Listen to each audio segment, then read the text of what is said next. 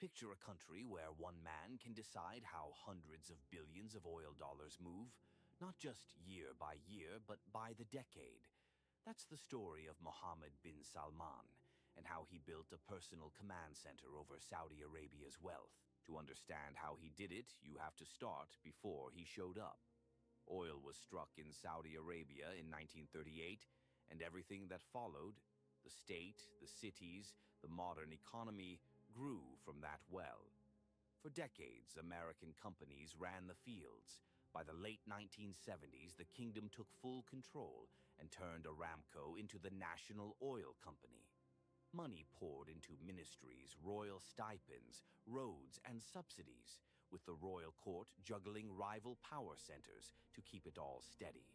There was a sovereign fund on paper, the Public Investment Fund, created in the early 1970s.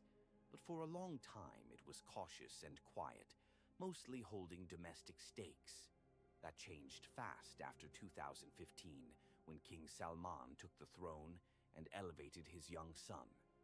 Mohammed bin Salman became defense minister, but more importantly, he took the chair of the Council of Economic and Development Affairs, the new nerve center for spending decisions. What followed was a shift from committee rule to a single conductor. In 2016, he announced Vision 2030, a plan to loosen the state's dependence on crude and to build new industries from tourism to tech. The instrument for that plan would not be a ministry. It would be the Public Investment Fund recast as a giant, ambitious, sovereign wealth fund with a direct line to the prince. At the same time, he set his sights on the crown jewel, Saudi Aramco. If PIF was the investment arm, Aramco was the cash engine. In 2016, he floated a startling idea: sell a slice of Aramco to the public and put the proceeds into PIF to invest for the kingdom's future. Many doubted it would happen. But after years of debate, in late 2019, a small share was listed on the local stock exchange, raising a record sum and fixing Aramco's value in the trillions. The money wasn't just for overseas bets. He launched giga-projects at home, Neom on the Red Sea, a planned futuristic region, Qiddiya outside Riyadh for entertainment and sport, and a luxury tourism corridor up the western coast. Each had its own company, each owned by PIF, each reporting up the same chain.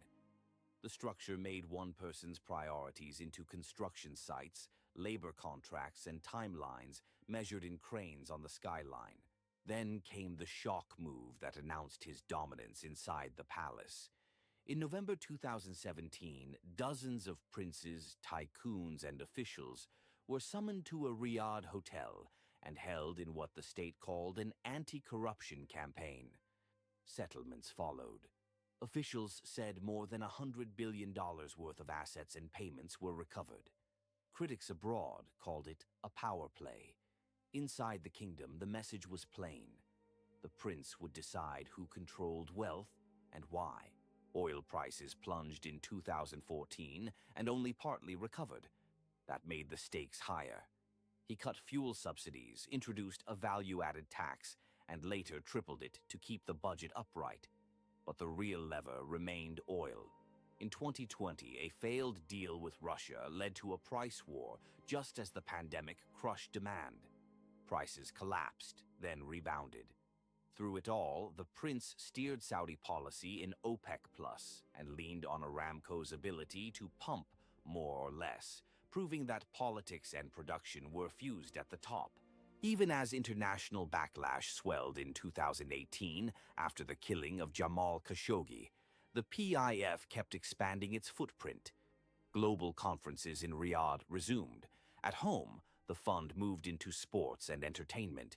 It backed a new golf league, invested heavily in gaming, and in 2021, a consortium it led acquired Newcastle United in England. In 2023, it took stakes in the kingdom's biggest football clubs and began signing foreign stars, folding leisure and soft power into the same balance sheet. By now, the PIF has become one of the largest sovereign investors in the world, with assets climbing into the high hundreds of billions and a stated ambition to reach the trillion mark and beyond. It borrows on global markets, raises money through green bonds, and seeds domestic lenders to speed construction.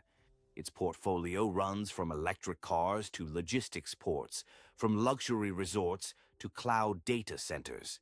The logic is the same. Build new streams of revenue so that oil becomes one pillar among many, not the whole house.